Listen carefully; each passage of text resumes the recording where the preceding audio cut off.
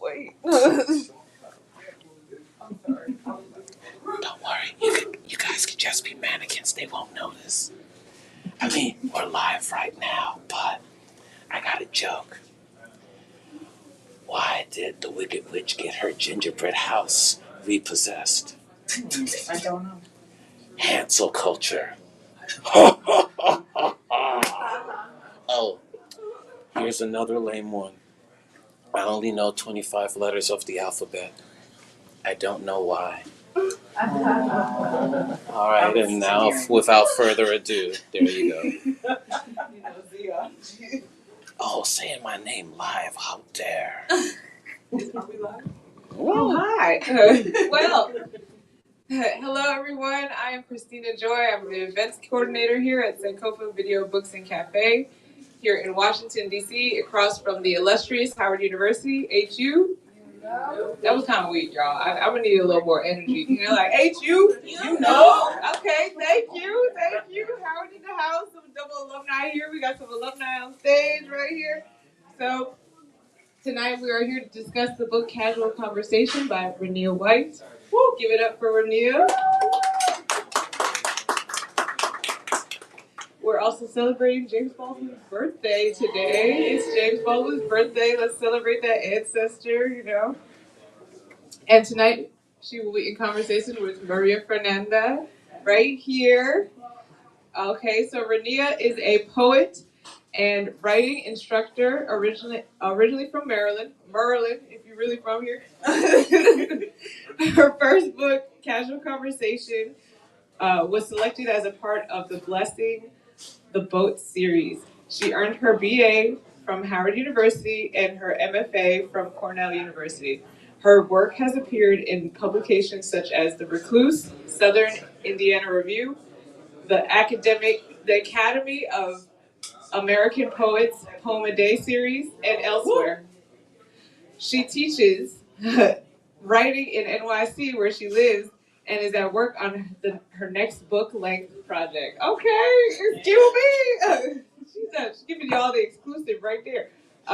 Maria Fernanda, pronouns are she, hers, is a poet whose work explores the intimacy of sisterhood and the breaking and making of family. Ooh, shit. I tell you. Okay, Africa. Oh, that's from OK. Oh, okay.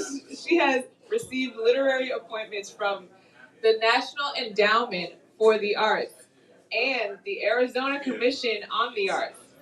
A DC native, her poems and translations appear in the Breakbeat Poets Volume 4, Latinx, the Asientos Review, The Wide Shore, and elsewhere. For more information, please visit Maria's website, mariafernandapoet.com.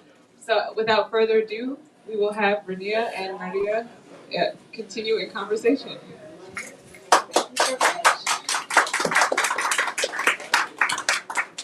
Hello. Hello again. So nice to have you here. I'm just so grateful that you all decided to come out. So grateful to Maria Fernanda for joining me. So grateful to Baldwin, which brings me to why I've grabbed the mic. Why? Why bring his name in the room? Why not? Right? I think of Baldwin. First of all, I think of a birthday as a door to celebration, right? It gives us space to celebrate, right? And I think of Baldwin as a bright star that lit the path for so many writers. And so to come together on his birthday and to just affirm this work, to affirm life, and to just celebrate our connection to the written word, I thought would be a wonderful, wonderful name to bring people together under. So I'm just really excited for this poetry reading about celebration. And I asked Maria Fernanda to join me because I actually don't remember when I met you. I don't. It just We've just been right. Just like in this work, in this poetry world, in New York, I remember you were such a bright light when I found you. I'm gonna cry. I cry all the time. But it was so clear that it was about the work for you. And I love that so much. And so when I thought of, who would be a wonderful person, of course, also you're a DC native, right? That's really important. But we're at Sankofa, which I absolutely love. I was here all the time when I was at Howard. And yeah, to bring someone into this space that I think of as a home, right? I just wanted someone who I felt really celebrated this work, really held it close to their hearts. And I want to hear your work. Thank you. So just to sort of set up the show, right? So we're gonna have like a small activity that you can participate in if you want to. It's sort of around literary kin. So there are these flashcards here, or index cards, right? And on it you could write the name, if you would like, of a bright star of your own. You do not have to put your name on it. So if it was James Baldwin, you would put James Baldwin. And then on the other side, if you'd like, you could put a sentence, either contextualizing why them, right? Like, why did you put that name? Or would love also a one-line quote from the person. If you can think of one, don't hurt yourself, don't stress yourself. And you could either read it from your seat or pass it forward. And I just see this as a way to keep the conversation going, to keep voices coming into the room, right? To bring our lights sort of forward, and to sort of center that. And also, it's not just about our bright lights, right? But also yours. And so that's something that I would love for you to do, if you'd like, right? So no pressure. So I'll sort of hand them, and you can just take one, and we'll make the opportunity for you to share. So you don't even have to worry about it. We'll open up the floor for that. Oh, I apologize.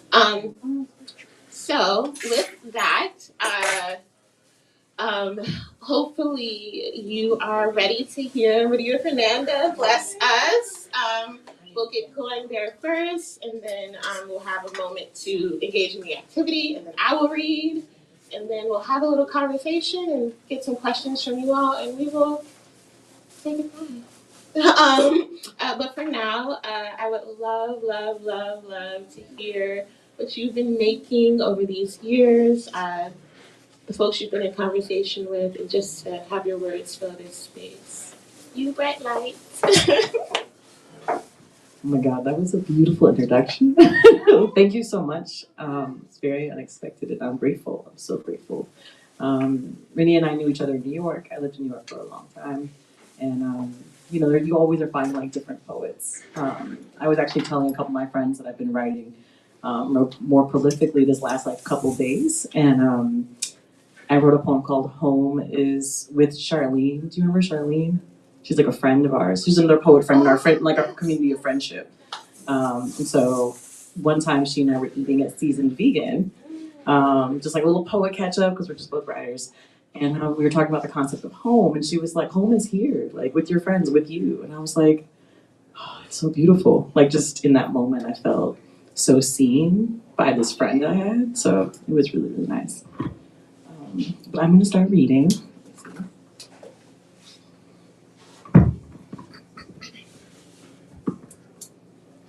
I brought some inspo for later. I'm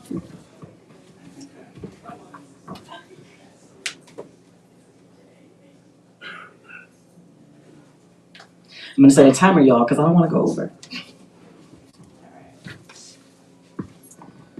All right. You guys can hear me? A sacred comb of self. Oh, how the sculptor and I left stretch marks in the same silk cotton tree in Ayanko. Each etch for a day we outlived. He preferred our past in pieces, pushed a chainsaw's steel file grin into our tree's chest. I asked him to akin me to a red-tailed comet or any bird named after its desire to leave. Instead, he carved me into a comb, stained me fuchsia, gas-torched my skin, and left me in pieces for display at a gallery freshly cleft. The curator reorders my severed teeth, oiled and softened for history. Thank you.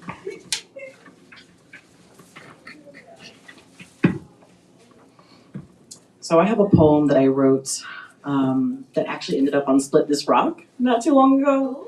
And I found an older version of it from when I was growing up here. And so I actually kind of wanted to read the older version because I've never read it Sankofa before. I've been here many times. I buy a lot of children's literature here because their children's literature is also really amazing. If you haven't checked it out, check that section out as well. And so I kind of just wanted to read this thinking about home and friendship as well. This is for my friend Maya. Their pronouns are they, them. We leave our coarse leather bags lining Maya's wall like selvage. Lamp lit, we are copper rockfish passing through clear water, joining Maya in their living room. Unbound, we listen to them give a brief lesson on which organs are where. Cup your hands, Maya says. Press your bellies in and begin. We need our skin like gathered honey. We massage our wounds. Not expecting, we rest. Our eyes closed to the unconcerned doctors and sealed behind operating masks, or the questions our loved ones once asked. When will you feel this? When was it removed? Dear, will I live long enough to see my kin? Maya quiets the rewind with steady music. Today, our wounds are without kick or stretch. No one else's history or lapse. We can imagine just ourselves like a jellyfish, tentacleless. Thank you.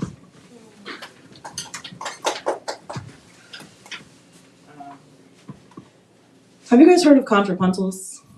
Contrapuntals? Okay, so I'm not sure how many people can see this from the audience, but a contrapuntal is a poem that you essentially can read vertically as well as horizontally, and it's in columns.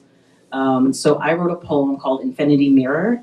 I actually wrote this maybe a year and a half ago, but it is about Barbie, which is really funny. So I'm gonna read it this way, where I'm reading each column, like this, and then I'm gonna read it horizontally. So this is the epigraph. If you don't know what an epigraph is, it's just a little detail before the poem. It could be a quote, it could be a note, and in this case, it's just a note so you have context for the poem. Infinity Mirror. In 1995, Mattel Inc. released only one black doll, the Sparkle Beach Christie doll. The same year, Monica Chala was crowned Miss Ecuador, making her the first black person to win this title. And then I read the poem. Ecuador crowns Monica Chala.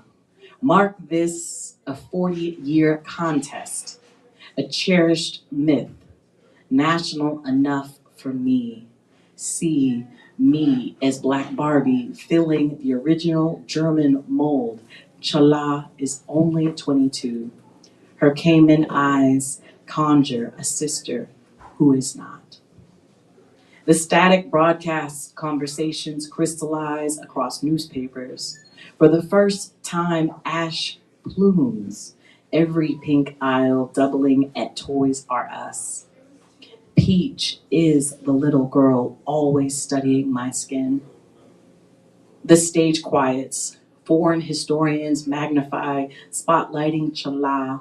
Proud people don't applaud. She is the country, dreaming, little black girls holding Christie's plastic mesh hands, a sport she doesn't love, wishing a sister like a myth. And so now I'm going to read it all the way across.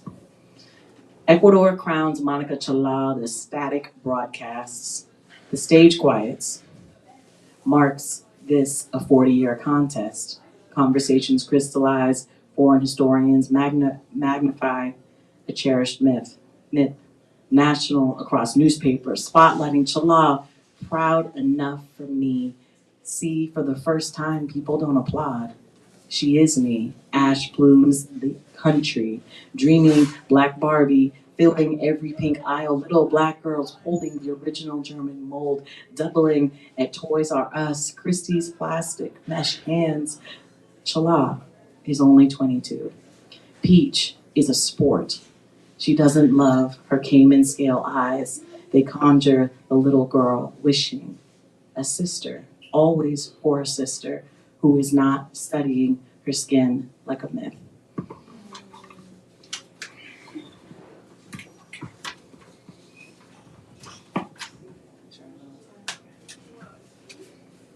Thank you guys so much. You guys are really amazing.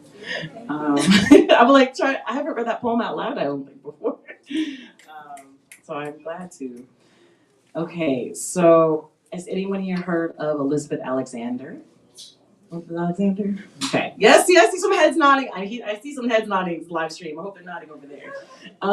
Elizabeth Alexander is an incredible poet, has come out with wonderful texts, also has history with DC. And she has this poem called The Venus Hottentot, and it's about Sarki Bartman, who was a woman who was tricked into leaving South Africa and taken to Europe and basically put into a human circus against her will and died of a disease only at the young age, I believe, of 26. And so Elizabeth Alexander writes a poem in the voice of the person who abducted her, and then she also, the second half of the poem is actually in her voice, in Sarki Bartman's voice. And so I actually had a prompt in one of my poetry classes to write a poem after someone, and this was a poem that I wasn't sure if I was ready to write, but I wrote it anyways. So, and I feel like because this is home, this is DC, this is Sankofa, this is a safe place to share work that, I'm still wrestling with. So this is the Venus hologram after Elizabeth Alexander, 2021. And so again, the first part of this poem, let me read the epigraph and then I'll explain. The estate of legendary singer Whitney Houston exhumed her likeness for a six-month residency at Harrar's called An Evening with Whitney, the Whitney Houston hologram tour. And so for those who don't know, Whitney's sister-in-law owned that estate. And so the first part of this poem is in her voice and the second part of the poem is in Whitney's voice. It's called One in This State. Lights, lights, lights, anything is infinite, spread apart. The butterfly moistens for days in warm water, relaxed and set inside a foam groove.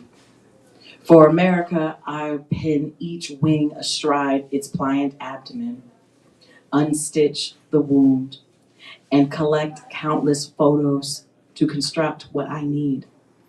No harm done, I had thought, impossible. Glistening 60 photos skim per second against a pitch black screen lowered over the stage. Whitney's posture regathers in a projection, wafting over an angled glass set in Las Vegas. A gust caught in the strip. Her voice is mine. Part 2. Pixelated grains huddle and glimmer me into a sheer figure.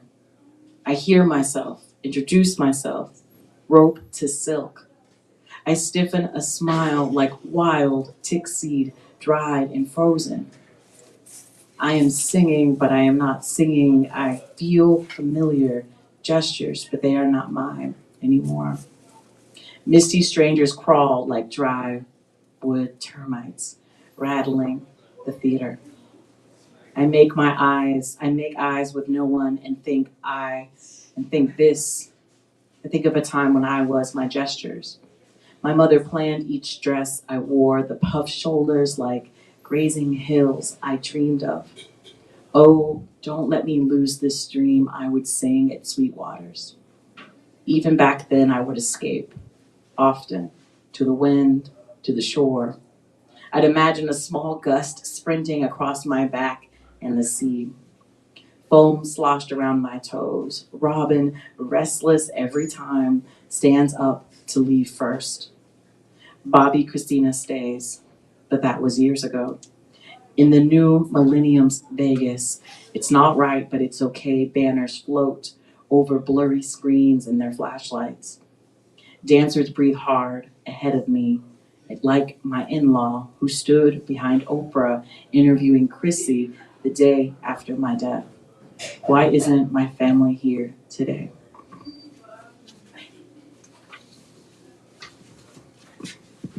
Thanks for letting me share that poem, guys. I appreciate it. Just check time. Maybe try something different. Trying to see if I want to like change the tone. I'm like not sure. I'm like, yeah, I'll try. I'm gonna try another poem that's kind of newish. Okay. So I wrote a poem in a form called Sistina, which I would jump in to explain, but I want to be mindful of time. So I'm just gonna. It's called a budding Sistina, so it's half of the form, and I'm still thinking about it. But here's what I'm just gonna jump into it. Oh, and I have a grandfather. We call him Poppy, so that's his name. My Poppy looks low in store aisles for the well-priced shoe polish. Spit of a teen, he makes money snipping magnolia stem tips for funerals and tearing tickets at his theater gig. On Fridays up the road, he drives to where they celebrate birthdays and kids who rip steps from sharply printed City Slicker magazines. Outside the dance hall, my Poppy joins his friends, all in short ties. Desert dust swallows night, heat spares no rayon tie. No one calls this swing back then. No, you just arrive, polish your repertoire, riffing and whipping down the line outside. Passing kids, fast moving in peg leg pants with pistol pockets, tips and wrist flicks, barely wait for the jukebox. Everyone's steps seem to crisscross with the only neon light left up until Sunday. Down the pews, the same kids show up, headbands, waist belts, bows, and long seersucker suits. This is the morning my Mimi eyes Poppy. Her list of steps to the perfect husband sticks out of her pocket. A man who is polished, ambitious, patient, and owns a car. After Mass, he tips his hat in her direction in front of the church outside. He had these Sunday morning love-making eyes even outside. Mimi did not wait a moment. She marked up that list and marched over to learn a few new dance tips. That's where the poem stops, but one day maybe there'll be something more. All right, I have time for one more. You guys have been great.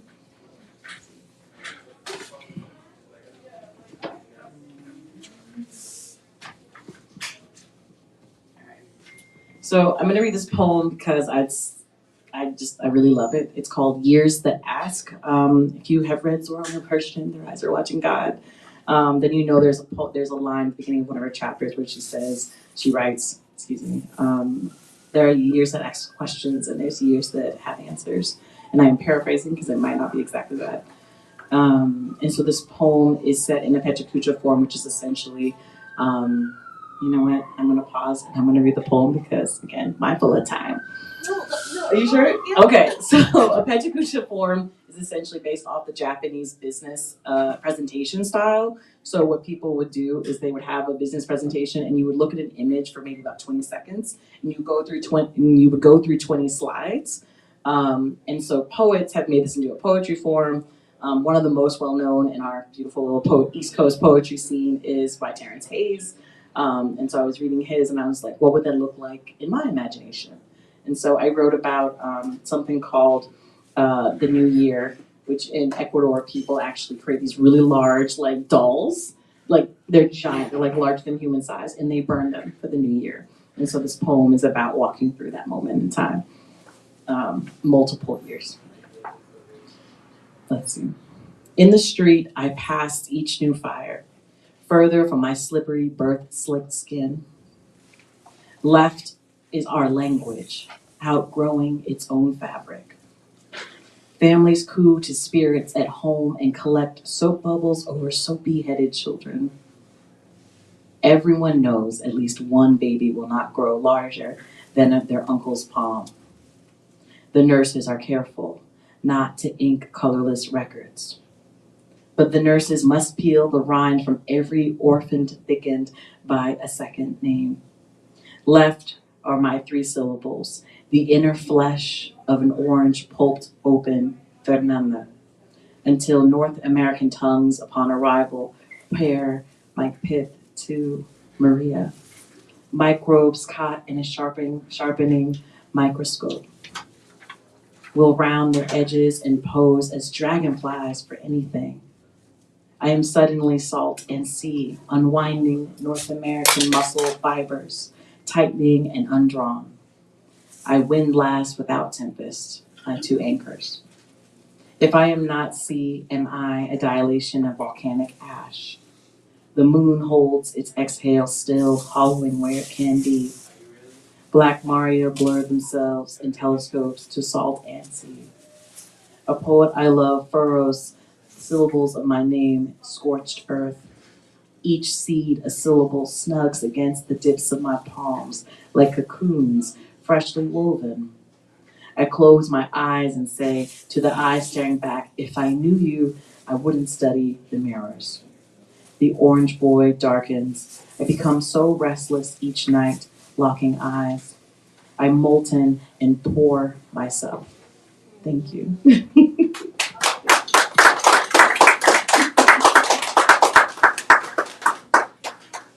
Oh my goodness, how beautiful. Thank you so much. That was wonderful. Yeah, I won't gush over and over. Okay. No, that was a treat for me. No, I loved it. So does anyone have a card with a name on it? A bright light that they would either want to, pass forward and then we can pretend we didn't come see. I close my eyes. Or okay. Any more? Anybody else want to send their card forward? Can you say the directions again? Yes, absolutely. So, in keeping with this sort of thinking of Baldwin as the bright sort of star, we come together under his name today, right, to celebrate his work. On one side, you'll put one of your bright stars. It would be lovely if they're a writer, but they don't have to be. Just someone who has sort of lit the path for you, right? So it can be personal in that sense. And then one line. So either the sentence can contextualize why you chose that person, maybe tell us your connection to them, or it would be lovely if you have a line from them, if they're a writer specifically, that you could add, and we could read that. And we could bring them in the room. And there'd be even more beautiful folks here, which I love. I do have one card, and our bright light, Sneaky Giovanni. Yes. Also, a star that I feel has lit the path for me. The line says, becoming a for real Black person who must now feel and inflict pain. I remember the first time that I saw a recording of Nikki Giovanni reciting that poem. And I knew that part was coming. I knew it was coming, but there's something about the gravity of that, right? After, because in the poem, there are all these names, and I love that this is there are all these names that she calls, unfortunately, of people who have unjustly been taken in their personal fights for justice, and more, and there are just so many names. It's just like a chorus of them, and eventually it does come back to the self in that way, and I find that there's a lot of heft to that line in that poem. So thank you so much for bringing Nikki Giovanni into the room. One more card, another card. Look at that, and it's yellow, which is lovely. Okay, so this is so sweet. So the person is Solomon, aka Daddy. And the sentence we have a couple of words here specifically. He represents wisdom, where things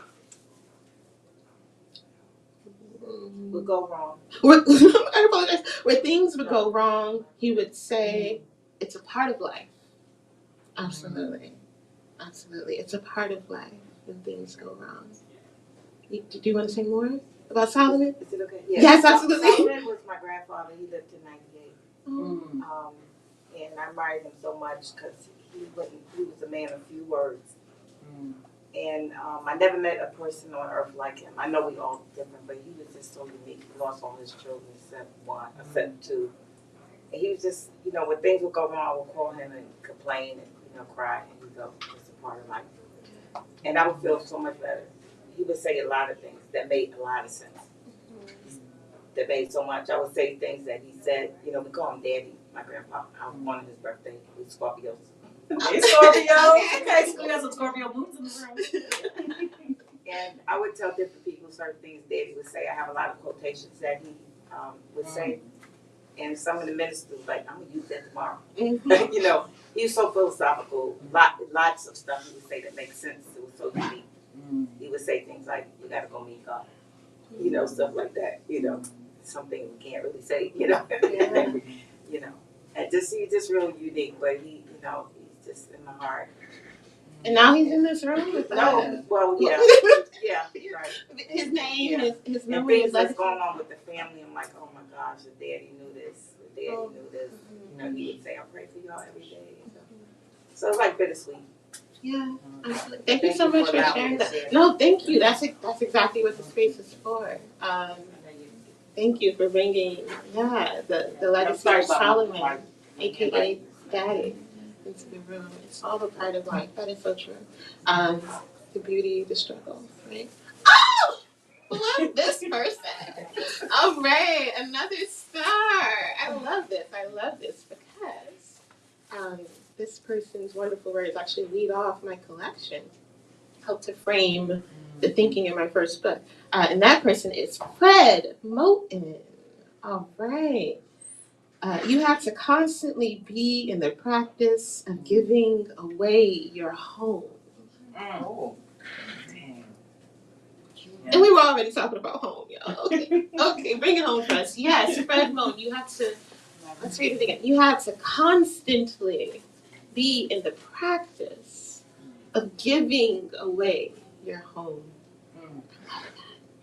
Yes, the heft of it, right? All right.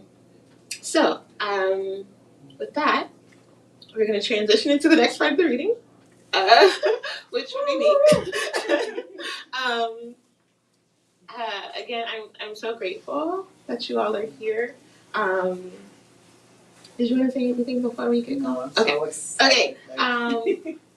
I'm gonna also. I actually need my phone to read, but I'm gonna keep in mind time. Won't be before you too long. And I am going to start by bringing some words by Baldwin in the room. Of course. A little poem by Baldwin, who was not always a poet, but when he wrote poems, sometimes they sound. So we have Untitled by James Baldwin. Lord, when you send the rain, think about it, please, a little. Do not get carried away by the sound of falling water, the marvelous light on the falling water. I am beneath that water. It falls with great force, and the light blinds me to the light.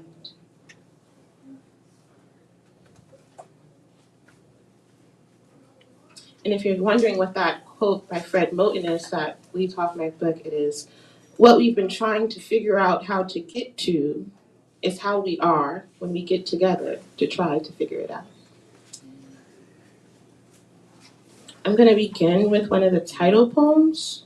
It's called Casual Conversation.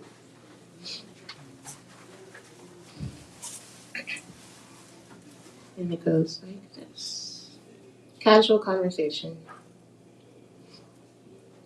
I want to see less when I look at a life, but all the buttons and bullets riddling everything, the way we can say, and all the gilding everywhere, and go,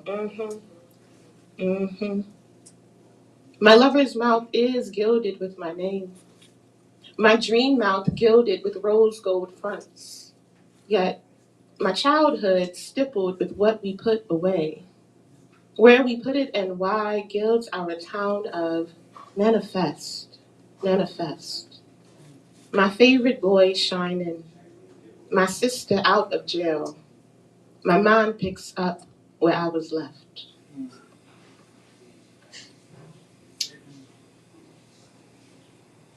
I'm hoping to do a few poems that are kind of in conversation with each other, but I'm going to switch gears. Um, this one is called I Know You Don't Need Me.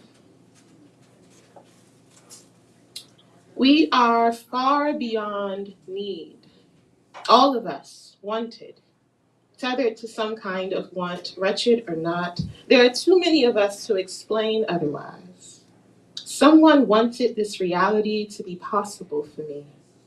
Someone wanted me into existence, and I know you don't need me. But when I was born, a song began to play, and I like it. It is playing for my liking exclusively. If you touch me, you'll have touched someone rightly loved and lived for. Now, on purpose, I have requested something small that you owe me. Give it here because it's owed, not because I asked. I never did ask, but told you I am here and I want to be. Plush, a dark, lush stole around the neck of a woman whose gait says, see me when you see me. I mean, really look. Or, one day, a tree fell and announced itself, became your kind of loud.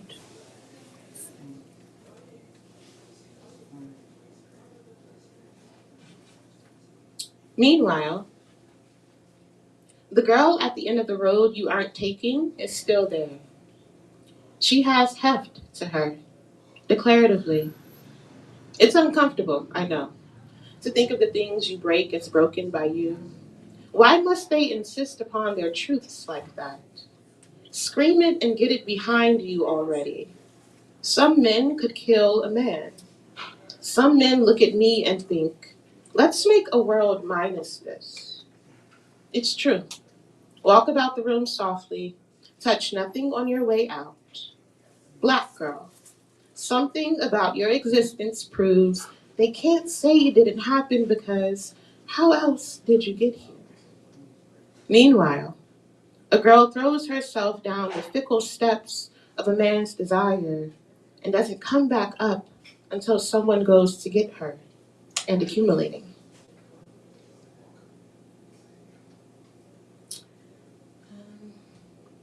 Trying to stay on time. Okay.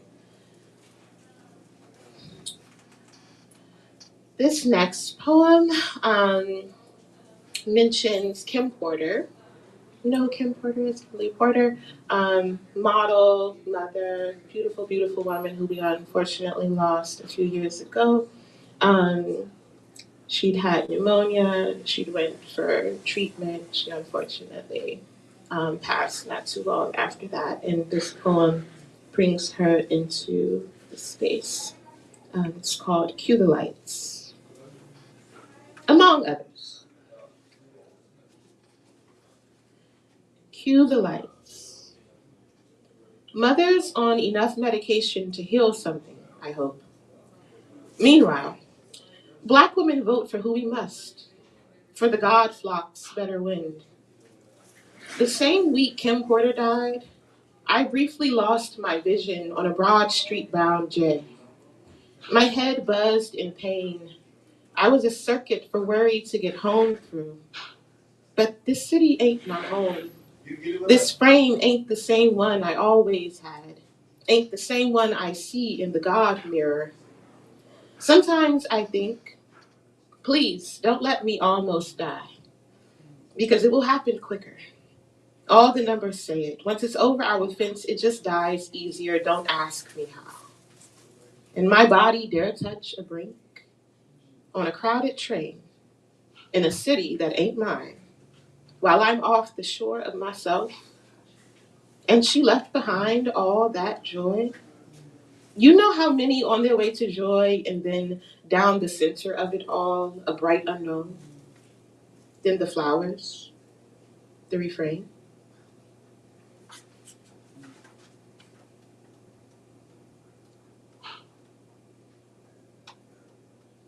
Conjuring. This one, it has a zip code associated with it 14850, which is Ithaca, New York, where I went for my MFA program, and I had no idea where I was going. It was rural. It was white. It was a lot going on, and I stuck it out. And this poem is about me sitting with that, what it meant to stick it out. With snow. With snow. With snow with teeth, snow with claws, snow you've never seen before, and you gotta go to school. Yes, you do. No snow days. Okay, conjuring. In this part, a window is the membrane between inheritance and the inner. By inner, I mean, if you look on the middle shelf of your understanding, you will always find something you didn't put there but could have. So you moved to a town you've never heard of, telling everyone, I wouldn't have come if I'd known. And the home you choose lets a bat through the window because you called it to yourself. All the holes, all the creaking, all the sunflowers ornate till they die. You think a bat is here because a window is? Everything you met was coming for you. Ask yourself what it satisfies. Let's start there. Oh, that's right. Okay. Yeah, thank you.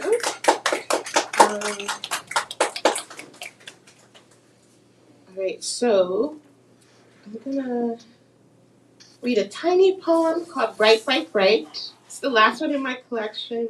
There was a coffee. I live in Brooklyn, New York. I probably said that. I've been there. How long have I been there? 5, 6 years full time. When I was in Ithaca, I was also always there because I couldn't be in Ithaca.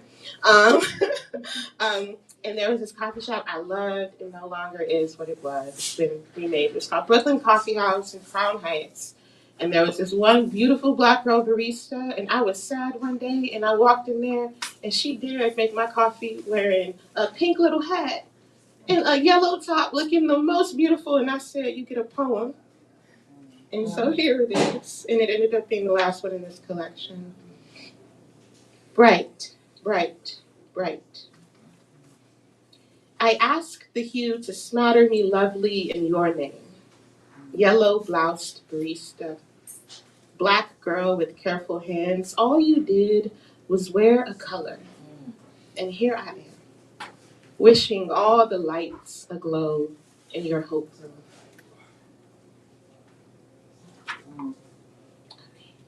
Okay, and then to call in another light, right, I'm going to do a poem after someone. This one is called Gather Them and Give Them Back to Me, which comes from Toni Morrison's Beloved. And the poem for me, I was meditating on friendship and on the idea of what it would mean. Who in my life do I think of as a friend of my mind? As Toni Morrison describes it in that text. Who is a friend of my mind? And I thought, my best friend. I was living with him at the time because I'd fallen on my behind. And he was sitting right there, and then he said, "You get a poem. Gather them and give them back to me." After Toni Morrison. I don't have the wherewithal to die today. Not with you here. Thank you for that. You say things could be simple, and sometimes they are. It's true. We only need what we need. I am so sorry. I just looked at my little sister's face.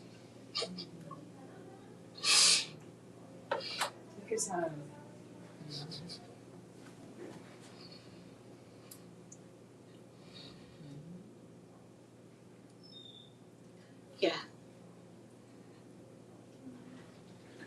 We keep each other here. It's real. Okay. I do. I can't look at her though, so. You don't gotta rush either. Ooh, no, look at someone. Okay. Oh, y'all looking at me? I'm crying. Hi, live stream. Okay. Gather them and give them back to me. After Toni Morrison. I don't have the wherewithal to die today, not with you here. Thank you for that. You say things could be simple, and sometimes they are. It's true. We only need what we need in order to have all we need. Nothing more but love, which is a texture you say you don't understand, but look at this bread in my mouth. And your hand in mine, although we barely touch, because how outlandish, to feel even further beyond the shore blessing. So your hand isn't in mine, but I feel it there when I am asleep, awake, inside my mind room. I touch everything I walk by or into.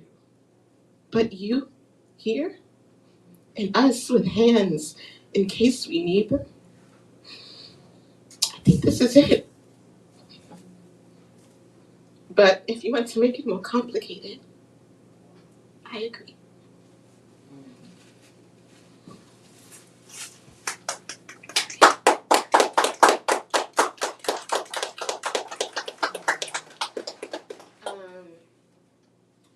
Woo! I have so many feelings. Well, duh. I'm a poet. Do you have a box of tissues? I have these ones. We got some audience members crying too. Oh, that's my fault too. I apologize, everyone. Just want people to know. It's catching the tears. Okay. And then I'm gonna close with just one more. First, I'll read the poem that it's sort of the bright light that it was sort of thinking toward, and then I'll read my poem. Oh, so the poem that it's thinking toward. What? I'm emotional. Oh my God. I am so. I don't. And I'll be honest with PMS, and there's a lot going on. Girl. We here. We got tissues for all. Tissues for all. Okay. And then here I go, bringing Lucille Clifton into the room. Where would I be without Lucille? I have no idea. The light that came to Lucille Clifton. This is her poem. The light that came to Lucille Clifton came in a shift of knowing when even her fondest sureties faded away. It was the summer. She understood that she had not understood and was not mistress even of her own off eye. Then the man escaped, throwing away his tie, and the children grew legs and started walking, and she could see the peril of an unexamined life. She closed her eyes, afraid to look for her authenticity. But the light insists on itself in the world. A voice from the non-dead past started talking. She closed her ears and it spelled out in her hand, "You might as well answer the door, my child. The truth is furiously knocking." And this poem is called "And the Light, It Came." And its subtitle is Sankofa. So I thought this would be a beautiful place to share it. It also has never, ever been read, so be kind maybe. And the light it came, Sankofa, after Lucille Clifton.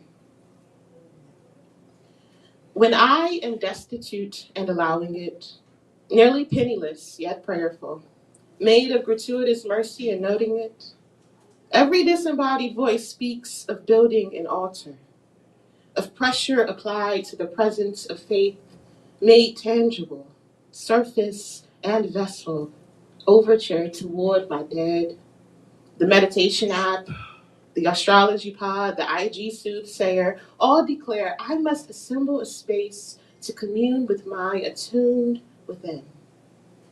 Supposedly, resentment once meant grateful appreciation or acknowledgement, a feeling or expression of gratitude.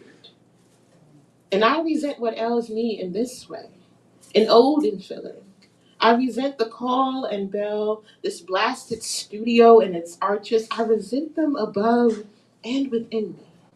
So I build a shoddy altar to draw near what knows my other name and will tell me, only after I allow a dingy ceremony. Before me, I picture a bell made of Lucille's light, and in the center of that bell, what calls. Flowered, moonlit, sacrosanct, bending the divine murk of my heart toward who and what might be listening, those who gather me where I missile. A force glyphs my shame into breath I can follow. Some folks put work behind their love. Sometimes a bell tells you it's time. Come as you've been. Hands forming a soft mudra, my seen through face, as the dead see through the living with ease. Soft eyes, gentle lasers toward divine reckoning. The door behind me couldn't open until I turned around, or the world shifted, which I felt beneath me, and is turning. My eyes remain shut, and I resent the shutting. I feel a hostile ether smoothing into suede. The bolster beneath me, proving my place. I have my attention. I send it up and out of me. Something watches, reflects, sends it back.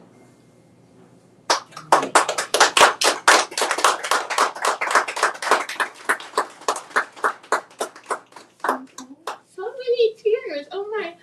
Thank you so much. I would love to bring it back to the activity if we have any more cards, any more folks to bring into the room before me and Maria Fernanda begin to speak to each other. No, no. Okay, well, we still got Nikki Giovanni, Solomon, and Fred Moten, thankfully. And Baldwin, and Elizabeth Alexander, and Lucille Clifton, and Toni Morrison. Zora Neale Hurston. All the, yes, they're all here with us. And we're ever grateful. Yes.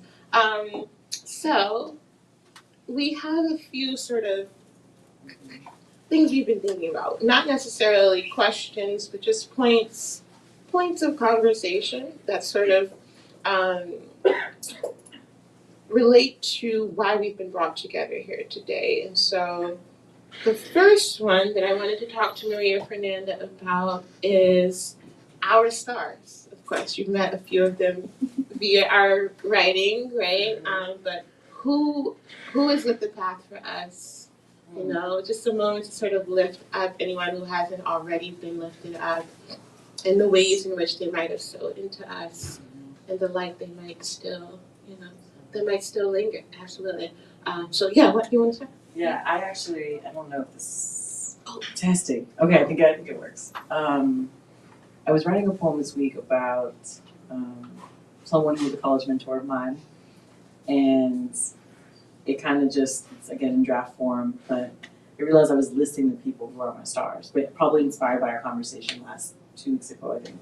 And so I was like writing like before Catlett, before Simpson, before all these beautiful artists essentially who I've come to love, visual artists particularly.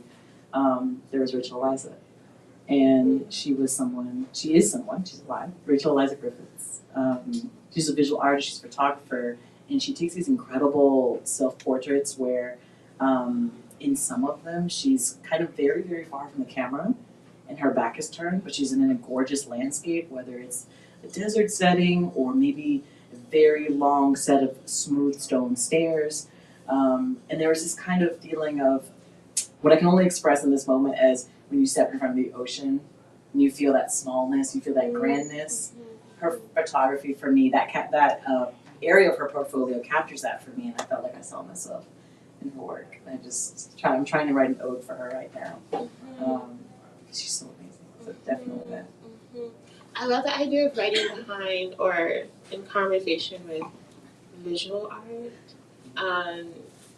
Yeah, I mean, I have so many people who are like swirling around in my head right now. One person who I've been thinking about a lot lately is June Jordan.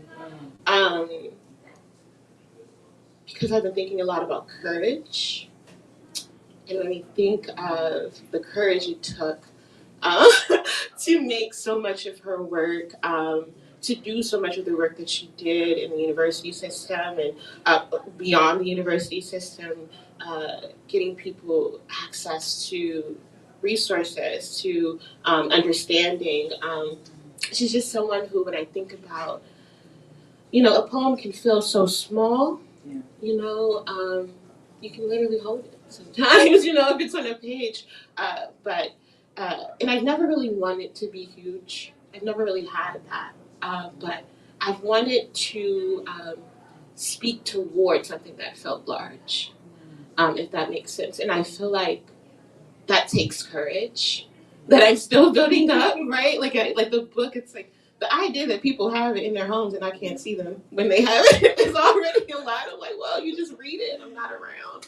I wrote that whole thing. That's very strange. But June Jordan and that courage, it inspires me to take up the pen, and to say, it's okay to sort of locate bigness in this work, to locate heft, to locate duty, right? And to not necessarily want to be the big thing, but to feel as if you can speak towards things like these systems that do not work for us. Name one, none of them work, right? Like nothing is really built to support us, right? I could keep naming people. I was gonna say, was she one of your earliest stars you ever had? Absolutely, yes. So I think that's part of it. I thank you. I first heard June Jordan at Howard, right across the street, during my undergrad experience. Which brings me to another person, thinking about local DC people, Tony Medina. If it was not for his creative writing workshop, I did not know what I said at MF. Wait, I can go and study poems. I had no idea, right? And that was I took his workshop my junior year. That was when I had to apply, right? I learned about it in the nick of time. But also the space that it held, to the way we talked about the work, the way we had our questions and they were valid, right? And I mean, he's still doing his work. He writes children's book. He writes all the things. And I when I think of lights that are still here, he's like, he's still shining. Yeah. Tony Bennett, he's right there, right? I wonder, what about music? Because also another person who I always think about is Solange. Yes. Really? Yeah. You were thinking Solange? See, I'm writing a little bit of prose around. This might seem very specific, but do you remember God-Given Name? Okay, so when she had the Hatley Street Dreams, that project, before she was losing you for good, all that, before that, right? Valentine's Day, Tony, right? Mm-hmm. To start to be Solange, and we know why we might have been familiar with her in the beginning, but to start an album and say, my first song is about the fact that I am me and my name is enough. And God put me here. I just thought it was so brave, and she was so young when she did it. Ever since then, that idea of speaking towards the bigness, right? Yeah. When we think of what is it? When I get home, and I just feel like her work does that. And there's something about, when I think of casual conversation specifically, there are so many musicians who I was thinking about, and I was kind of thinking about the book as moving in the way that albums do, more so than a collection of poetry. And so I'm curious if there are musicians also who are bright lights for you. I think I'm thinking of early days because of just being located in DC right now. But for me, it was really the sound of a different voice. So when I was growing up, I used to listen to Christian rock, Once Upon a Time. What was it? WGTS 91.9. See, some people know it. And so I was like, this stuff is, that was what was in my house. So there was a day when I think I visited one of my uncles, my mom's brothers, and he was playing blues music. Mm-hmm. And I just started listening to that all the time because it was the first time, because a lot of that Christian music, it's in a higher pitch. Mm-hmm. My voice don't do that, except for when I'm excited, maybe. But when I'm squeezing the vocals, but blues music was the first time I felt like I heard myself because it was deep, it was raspy, it was, I don't know, I just felt something new. I felt like, oh my God, if a voice could be a mirror. Like I remember hearing Muddy Waters for the first time. I remember hearing, oh my God, just so many beautiful blues voices and just loving the harmonica. Oh my God, Lightning Hopkins. I love Lightning Hopkins, even though his music's very disrespectful. He's a little extra, but it was just the sound is something that like felt so. I don't even know how to say it, but it felt like like it knew, like the way the blues does. Yes. No, I love that. Like, I could feel even with the way that you read, right? Like it feels like there's music there. And the blues, that makes sense. That's very syrupy, like very in the groove of it, right? Just in that emotion. Yes, right? you're actually reminding me. I was going to ask you if you had like vinyls in your house because I was reading your book and I was thinking about. I wonder if she like has like. Have you ever like had a record player or anything like old school? Yeah, I mean, it was so funny. You just made me think. I gotta get the needle fixed. You just made me think that. I do have a little record player. Right now I don't have many. I remember I've had a lot of like traumatic moves where I had to like get rid of all my stuff and like move in a car. And so I like, especially moving to New York City. I was gonna say New York for you. Now you just the shoes on my feet.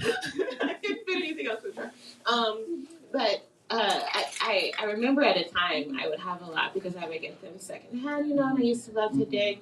Right now, the only one I can think of that I have is Nick Hakim's latest. Yeah, and I love Nick Hakim. Like I'm a Nick Hakim, bright star, living, still shining. Love the tone, love the way that he inhabits emotion. He's everything. I've seen him live so many times. But yeah, I do love vinyl. I love that. I love that even came to you. I was like a little something here because like I come from like the visual arts side of like acrostic writing is kind of basically like every poem ever written. But from yours, it was very much music. It's very much more just different. I loved it. Yes. Okay. I want to be cautious of time. So last thing maybe that we'll talk about. And I guess these should go together. I wanted to talk celebration, right? Like I said, sort of.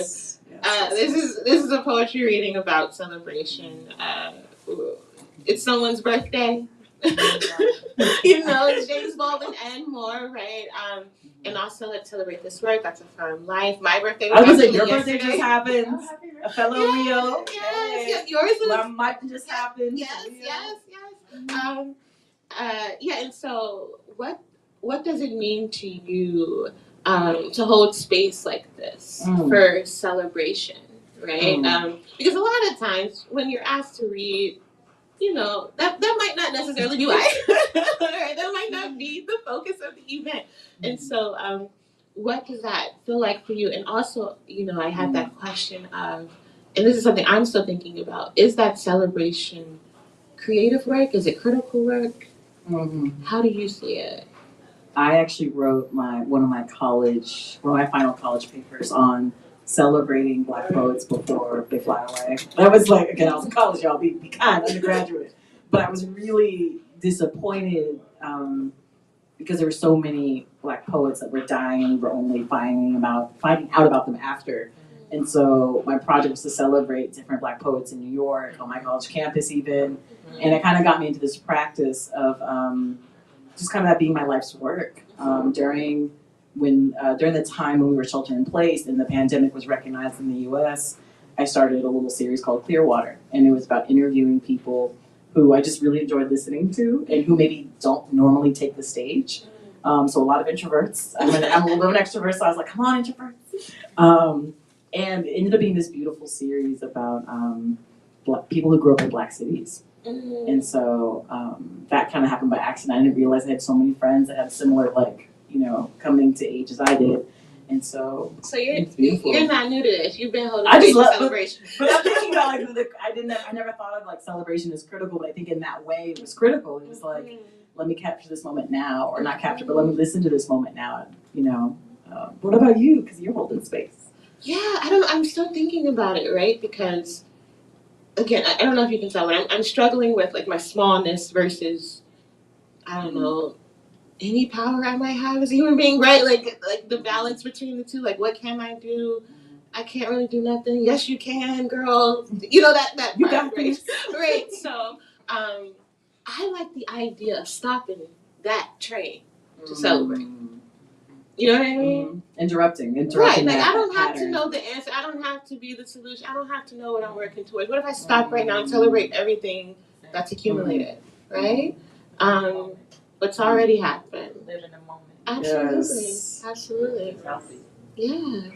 And I'm so grateful that Sankofa agreed. Shout out to Sankofa. Thank you Yes, so much. yes.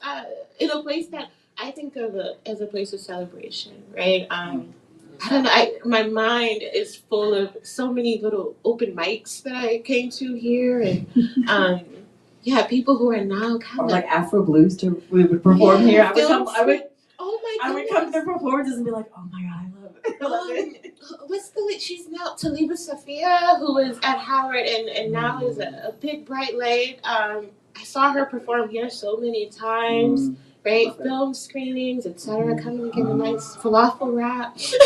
You know, that's I celebration. remember. Oh my gosh, yes. Oh my gosh, yes. But yeah, I mean, I think it's both critical and creative, but I'm excited by it. I think that's why I'm thinking about it, because it makes me feel good to think about the possibilities. If what if celebration was all I had left? I could still do work. Yeah. And also, I'm one of the projects I'm kind of working on is called Black Women Make and I Sustain, and it's literally just celebrating made things by Black women.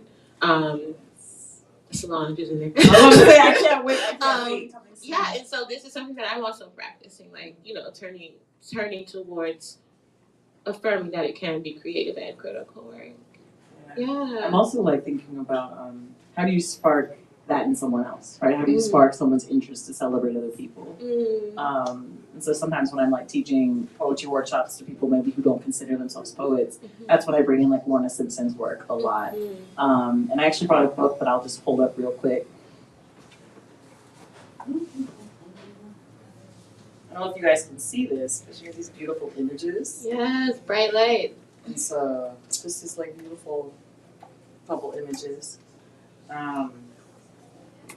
But I bring them to poetry workshops because I want people to not necessarily think, oh, my poem has to look like this other concept of poetry that I have. It's actually just what's coming out of you, right? Like what does that inspire for you? What does freedom look like? What would you look like what would you watercolor, right? Maybe it's not your hair, maybe it's something else. So it's like kind of trying to get the imagination, to come forward again. Absolutely. Yes. Okay, I love that. Also, conscious of time. We wanted to give you all the opportunity for questions, comments of any kind, any sort. We are so grateful that you're here on your sweet faces. Thank you so much for sticking it out. Thank you to Renia for reading. You gotta get your book. I do It does exist. Also, thank you, Video Fernanda. Beautiful work. Questions? We can just hand you guys the mic. We should use your mic because it's louder. Oh, we got a question in the back. We are reading. What are you reading? Ooh. You should go first. What am I reading? Do I have to sit up? Oh, so to be honest, okay, so I'm kind of taking a bit of a class right now, so I'm reading Foucault, which is not something I usually do. That's why I laugh. But for it, I have to read The History of Sexuality, which is interesting. And so yeah, that is actually all that I am actively sort of reading. But of course, I'm thinking about it. But that is what I'm reading right now. Well, it's funny because I've been going back to your book and like making little notes. But I always have a book for me. What's the most recent one I had before that? I feel like I've been reading a lot of like visual arts books because I'm kind of obsessed with like getting new imagery in my mind. So I have this book called The Black West, and it has these little testimonials about like black cowboys, black rodeo. Because I just lived in Arizona for 2.5 years. I just might have gone out, which is okay. because I lived in Arizona for 2.5 years recently. But yeah, I'm just meditating on the West a lot. Other questions? This is a very great mic. So what was like, this kind of a broader question, but what was the process of putting casual conversations together like for you? Thank you for that question. Yeah, I mean, it just came together over years and years of me toiling, right? It's kind of funny. It was not it was the original frame for a poem suite. So I had a bunch of poems called Casual Conversation, and I thought I was writing another sort of manuscript, and I was working towards that at the time. My thesis, I think it ended up being called By Omission, which is a poem that funnily ended up being omitted from Casual Conversation. So it became a different project, but I realized that they were kind of the brain of the whole project that I was working towards, these casual conversation poems. And then once I started to center them in sort of the collection that I was bringing together, everything kind of started to come together around that concept. But it's actually kind of interesting because, yeah, that I didn't think, I thought it was too apparent, to, like all of these things. I was like, oh, I'll just use it for the poem suite. But I like that idea of like, if I'm talking to you, I'm talking to you, right? And I want you to understand me. And there's something about affirming that, right? And letting it isn't less critical, right? It isn't less creative once you get into it. But I hope, right? And I liked that. I like that tension of it. That it feels like every day, and yet the everyday is absurd. Have you seen this world? Right? Yeah, and so in the book, it thinks about a lot of what I might call everyday absurdities, right? But also conversation, the ways that we come together, right, to sort of think about what's happening around us. Thank you for that. Other questions? Any other questions? We have some comments online. Oh, let's read them. Valerie Ross said, "Good evening, wishing everyone good health and blessings." John Joyner said, "Snap, snap." And Sam said, "Peace and blessings, my love," with the heart. Thank you. Thank you. Oh, that's so great to hear. We don't want to hold you, of course. So, Y'all don't got no questions? You sure? You got two scholarly writers up here. I'm just here to celebrate. you know. So like, you teach poetry, right? I teach literature, English, yeah. Writing and whatnot. Like, how does that, play into your writing work and vice versa? Like the teaching versus writing relationship. What is that like for you? Yeah, I mean, it's a wonderful question. I think that teaching is not easy if you want to do a really good job at it.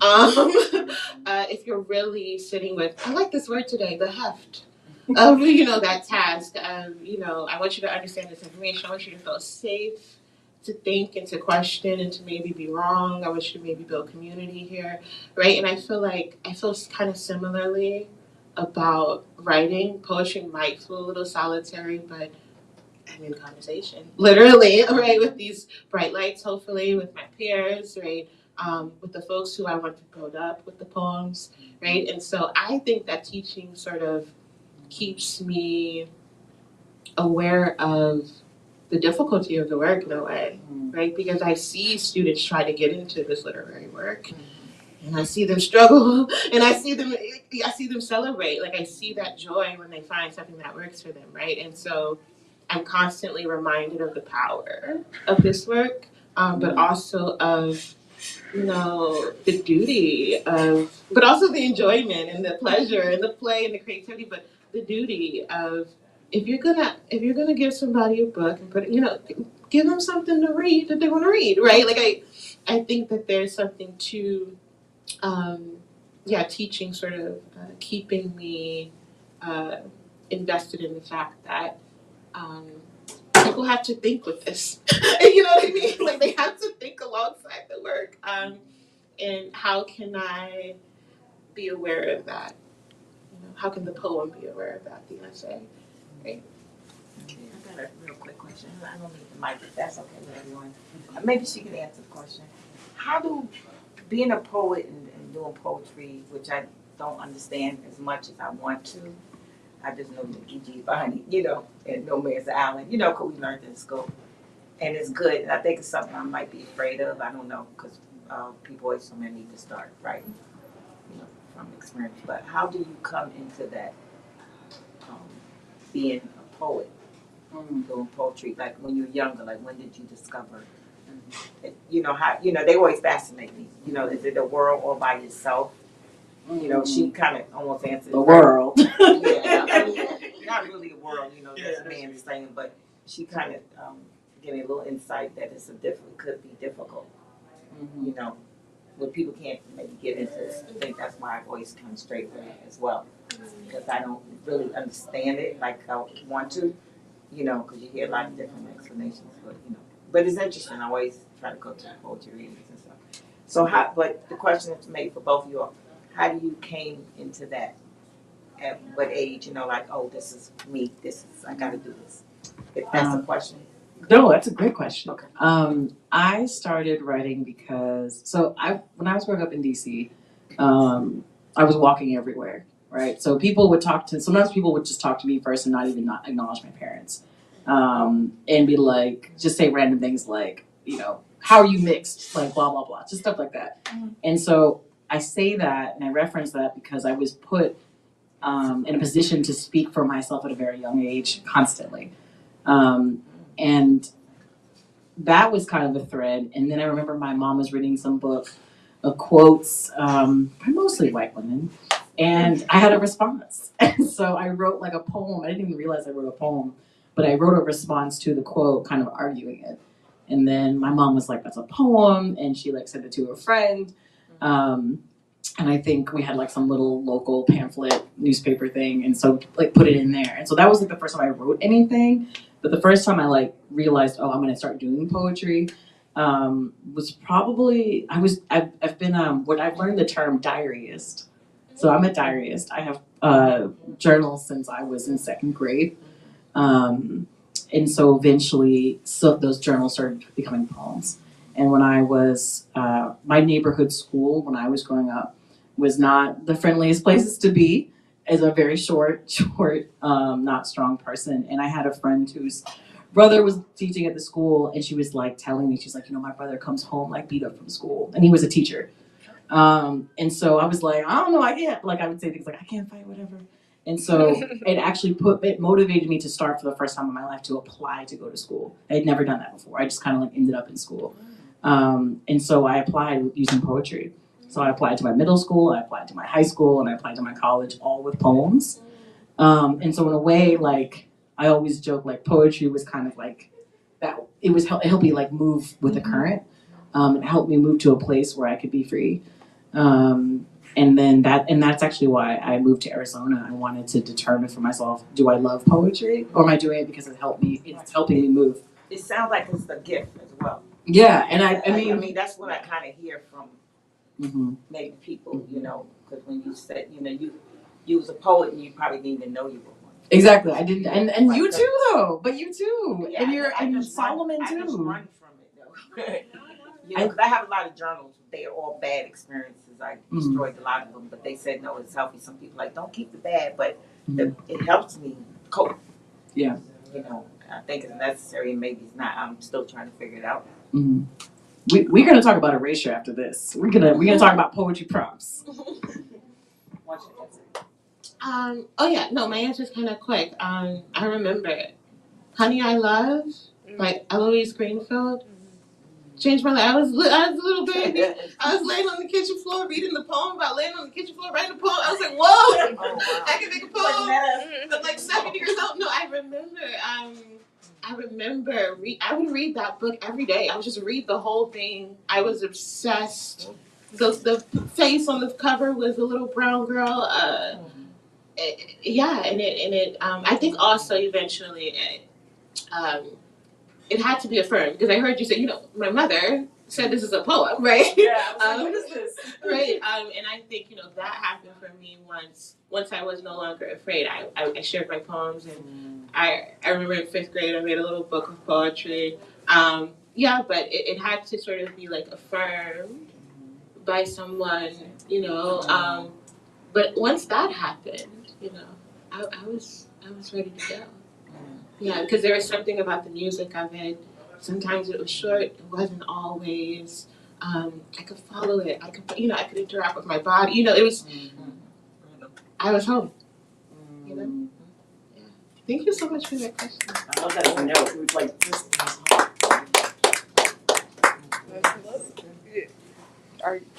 Anyone have any more questions? No? I want to cut in. Can we give them a round of applause? They were just up here doing the literary things all on stage. Good God, yes. Thank y'all so much for coming out. Now Sankofa made a little bit of a boo-boo, but it's okay because here we have the internet, and right here you can get your book on our website. This is the QR code to get the book, Casual Conversation by Renia White. Feel free to grab it, and it will be here it should probably be here tomorrow, to be honest. So it'll be in the store tomorrow or later on this week. If you want to order it online, you can have it sent to your house if you don't want to come back. But I mean, why wouldn't you want to come back? Come on. So thank y'all so much. You don't gotta leave. The cafe is still open.